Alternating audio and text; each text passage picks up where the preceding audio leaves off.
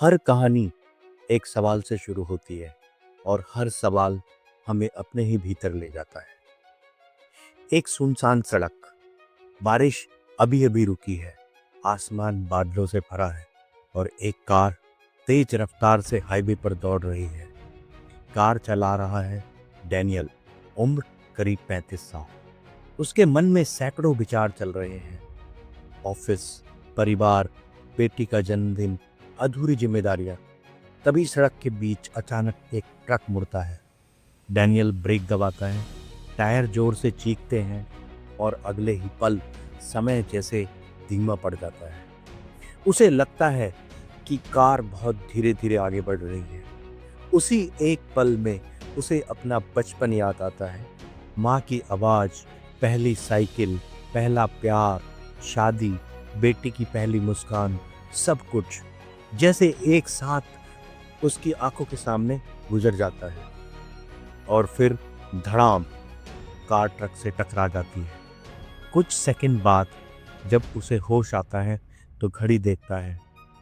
दुर्घटना सिर्फ 3 सेकंड में हुई थी, लेकिन उसे ऐसा क्यों लगा कि वह मिनटों या शायद सालों का अनुभव जी आया। क्या खतरे के समय समय सचमुच धीमा हो जाता है या हमारा दिमाग कुछ और कर रहा होता है? यही सवाल सदियों से दार्शनिकों, वैज्ञानिकों और साधकों को परेशान करता आया है। क्या समय वह है जो घड़ी दिखाती है या वह है जो हम महसूस करते हैं? एक छोटा सा प्रयोग कीजिए, अपनी आंखें बंद कीजिए और ठीक 1 मिनट का अनुमान लगाइए। जब आपको लगे कि 1 मिनट पूरा हो गया तो आंखें खोलिए। अजीब बात है कि लगभग हर इंसान अलग समय पर आंखें खोलता है। किसी के लिए 1 मिनट बहुत लंबा होता है, किसी के लिए पल भर में गुजर जाता है। अगर समय सबके लिए एक ही है तो महसूस अलग अलग क्यों होता है? डैनियल अस्पताल में लेटा था। डॉक्टर ने कहा, तुम बहुत भाग्यशाली हो। लेकिन डैनियल एक ही बात पूछ रहा था, डॉक्टर, दुर्घटना 3 सेकंड की थी, फिर मुझे इतना सब कैसे याद आया? डॉक्टर कुछ पल चुप रहे, फिर बोले, शायद तुम्हारा दिमाग समय को घड़ी से नहीं, अनुभवों से मापता है। यहीं से हमारी कहानी एक ऐसे रहस्य में प्रवेश करती है जो सिर्फ समय का नहीं, बल्कि हमारी पूरी जिंदगी का। क्या बचपन लंबा क्यों लगता है और उम्र बढ़ने के साथ साल इतनी तेजी से क्यों बीतने लगते हैं? क्या समय बदलता है या हमारा दिमाग? यही खोजेंगे भाग 2 में। दुर्घटना के 3 दिन बाद डैनियल अस्पताल से घर लौट आया। शरीर धीरे धीरे ठीक हो रहा था, लेकिन उसका मन अब भी उसी सवाल में अटका हुआ था। 3 सेकंड इतने लंबे कैसे हो गए? वह उत्तर खोजते खोजते एक न्यूरो साइंटिस्ट डॉक्टर एलेना के पास पहुंचा। कमरे में कोई मशीन नहीं थी, सिर्फ एक बड़ी घड़ी थी, दीवार पर टंगी थी। डॉक्टर एलेना मुस्कुराई। उन्होंने घड़ी की ओर इशारा किया और पूछा, डैनियल, यह घड़ी क्या मापती है? समय, डैनियल ने तुरंत जवाब दिया। डॉक्टर ने धीरे से सिर हिलाया, नहीं, यह सेकंड मापती है, समय नहीं। डैनियल चुप हो गया। डॉक्टर ने टेबल पर रखी 2 तस्वीरें उठाई। पहली तस्वीर एक 8 साल के बच्चे की थी जो पहली बार समुद्र देख रहा था। दूसरी तस्वीर एक ऑफिस कर्मचारी की थी जो रोज उसी रास्ते से ऑफिस जा रहा था। डॉक्टर ने पूछा, बताओ, इन दोनों में से किसका दिन ज्यादा लंबा महसूस होगा? डैनियल मुस्कुराया, बच्चे का। क्योंकि कुछ पल सोचकर उसने कहा, क्योंकि उसके लिए सब कुछ नया है।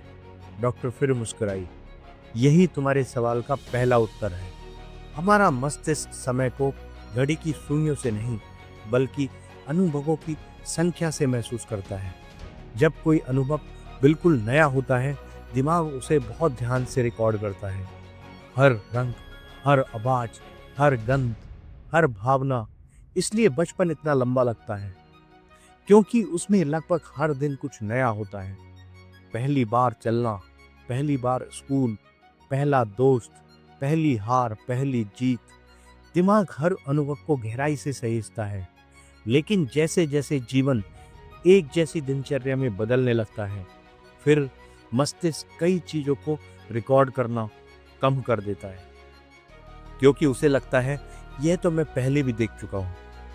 कल्पना कीजिए, आप हर दिन एक ही रास्ते से ऑफिस जाते हैं। एक दिन कोई पूछे 3 दिन पहले रास्ते में कौन सा पेड़ देखा था, शायद आपको याद भी ना हो, क्योंकि दिमाग ने उसे महत्वपूर्ण समझा ही नहीं। यानी दिन गुजरा जरूर, लेकिन मन ने उसे पूरी तरह जिया नहीं। अब एक और सवाल, खतरे के समय समय धीमा क्यों लगता है? जब डैनियल की कार ट्रक से टकराने वाली थी, उसे ऐसा क्यों लगा कि सब कुछ धीमी गति में हो रहा है? कुछ वैज्ञानिक मानते हैं कि अत्यधिक तनाव के क्षणों में हमारा मस्तिष्क अपने आसपास की जानकारी पर असाधारण ध्यान देने लगता है। हर छोटी आवाज, हर हरकत, हर दृश्य। बाद में जब दिमाग उस पूरे अनुभव को याद करता है, तो उसे ऐसा महसूस होता है कि वह पल बहुत लंबा था। यानी समय जरूरी नहीं धीमा हुआ हो, लेकिन याद बहुत समृद्ध बन गई। डॉक्टर एलेना ने डैनियल से पूछा, तुम्हें पिछली छुट्टियां लंबी लगी थी? डैनियल हंस पड़ा, नहीं, ऐसा लगा पलक झपकते खत्म हो गई। डॉक्टर बोली, लेकिन आज जब तुम उन्हें याद करते हो तो क्या वे लंबी लगती हैं? डैनियल कुछ पल चुप रहा, फिर धीरे से बोला, हाँ, क्योंकि उसमें बहुत कुछ नया था।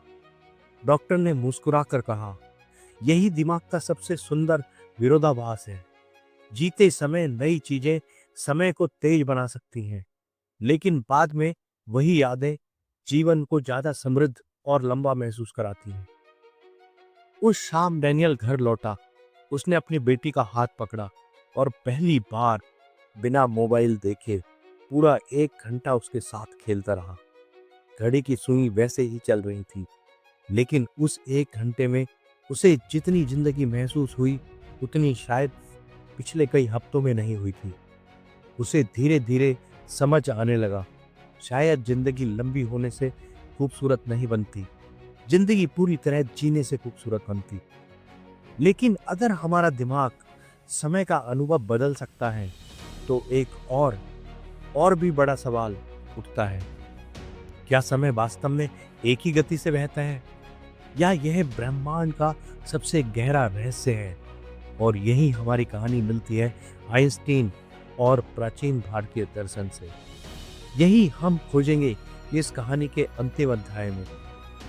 घड़ी हर इंसान के लिए एक जैसी चलती है, लेकिन समय हर मन के भीतर अलग अलग बहता है।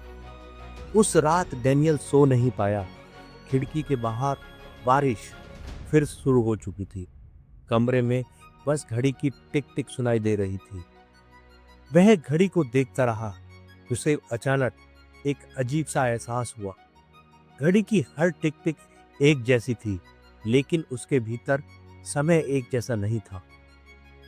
बचपन अंतहीन लगता था, गर्मियों की छुट्टियां जैसे महीनों चलती थी, और अब पूरा साल कब निकल जाता है पता ही नहीं चलता। क्या समय बदल गया था, या वह खुद बदल गया था? यही सवाल उसे एक पुराने किताब तक ले गया। उस किताब के पहले पन्ने पर लिखा था, एल्बर्ट आइंस्टीन। डैनियल मुस्कुराया।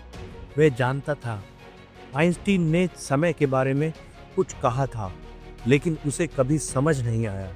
उसने पढ़ना शुरू किया और धीरे धीरे एक बात साफ होने लगी। आइंस्टीन ने यह नहीं कहा था कि घड़ी झूठ बोलती है। उन्होंने कहा था कि समय हर परिस्थिति में एक जैसा अनुभव नहीं होता। गति और गुरुत्वाकर्षण समय को प्रभावित कर सकते हैं, लेकिन डैनियल को सबसे ज्यादा चौंकाने वाली बात एक और थी। आइंस्टाइन ने एक बार मजाक में कहा था, जब आप किसी सुंदर व्यक्ति के साथ बैठते हैं तो 1 घंटा 1 मिनट जैसा लगता है, और जब आप गर्म चूल्हे पर बैठते हैं तो 1 मिनट 1 घंटे जैसा लगता है। यह सिर्फ मजाक नहीं था, यह मानव अनुभव का सच था। समय घड़ी में एक जैसा रह सकता है, लेकिन अनुभव में नहीं। डैनियल सोचने लगा, अगर समय का अनुभव इतना बदल सकता है, तो क्या वर्तमान क्षण ही वास्तव में हमारे पास है, क्योंकि अतीत यादों में है, भविष्य कल्पना में और जीवन सिर्फ इसी क्षण में। यहीं उसकी मुलाकात एक वृद्ध साधक से हुई, जो शहर के बाहर एक छोटे आश्रम में रहते थे। डैनियल ने उनसे पूछा, क्या ध्यान करने से समय रुक जाता है? साधक मुस्कुराए, उन्होंने सिर हिलाया, नहीं, समय नहीं रुकता, भागना मन बंद कर देता है। फिर उन्होंने एक दीपक जलाया और बोले, जब मन अतीत में भटकता है तो समय बोझ बन जाता है। जब मन भविष्य में दौड़ता है तो समय चिंता बन जाता है। लेकिन जब मन पूरी तरह वर्तमान में होता है तो समय अनुभव में बदल जाता है। डैनियल चुप हो गया। उसे याद आया वह 1 घंटा जो उसने अपनी बेटी के साथ खेलते हुए बिताया था। उस दौरान उसने घड़ी नहीं देखी थी, फिर भी वह घंटा उसे किसी पूरे दिन से ज्यादा जीवंत लगा। शायद यही वर्तमान क्षण की शक्ति थी। उपनिषदों में एक शब्द आता है, काल। लेकिन काल सिर्फ घड़ी का समय नहीं है, वह परिवर्तन का प्रवाह है, जो जन्म से मृत्यु तक सब कुछ बदलता रहता है। और ध्यान की परंपराओं में एक और बात कही जाती है, जब मन पूरी तरह जागरूक होता है तो अतीत और भविष्य की पकड़ कमजोर पड़ने लगती है। इसका मतलब यह नहीं कि समय गायब हो जाता है, बल्कि यह है कि मन पहली बार उसे सीधे अनुभव करने लगता है। कुछ महीनों बाद डैनियल फिर उसी हाईवे पर था। बारिश नहीं थी, आसमान साफ था। वह धीरे धीरे गाड़ी चला रहा था। उसी जगह पहुंचा जहां दुर्घटना हुई थी। उसने गाड़ी रोकी, बाहर निकला, कुछ देर चुपचाप खड़ा रहा। फिर उसने अपनी घड़ी उतारी और जेब में रख दी। पहली बार वह बिना समय देखे सिर्फ सांसों को महसूस कर रहा था। हवा पेड़ों को छू रही थी। दूर एक बच्चा हंस रहा था। सूरज धीरे धीरे क्षितिज की ओर झुक रहा था। और अचानक उसे एहसास हुआ, दुर्घटना ने उससे समय नहीं छीना था, उसने उसे समय की कीमत समझाई थी। शायद हम पूरी जिंदगी समय बचाने में लगे रहते हैं, लेकिन सबसे महत्वपूर्ण सवाल यह नहीं है कि हमारे पास कितना समय है, बल्कि यह है कि हम उसे कितना सचमुच जीते हैं। तो क्या समय एक भ्रम है? विज्ञान कहता है समय ब्रह्मांड का एक वास्तविक आयाम है, लेकिन उसका अनुभव हमारे मस्तिष्क द्वारा निर्मित होता है। अध्यात्म कहता है वर्तमान क्षण में जीना ही सबसे गहरा अनुभव है। और शायद इन दोनों के बीच एक साझा सत्य छिपा है। घड़ी समय गिनती है, मन जीवन महसूस करता है, और शायद जीवन की लंबाई सालों में नहीं, उन क्षणों में मापी जाती है जिन्हें हमने पूरी तरह जिया। डैनियल घर लौटता है। उसकी बेटी दरवाजा खोलती है। वह उसे बाहों में उठा लेता है। बेटी हंसती है और उसी क्षण डैनियल समझ जाता है, भविष्य अभी नहीं आया, अतीत लौटकर नहीं आएगा, लेकिन यह क्षण यही है। और शायद यही समय का सबसे बड़ा रहस्य है।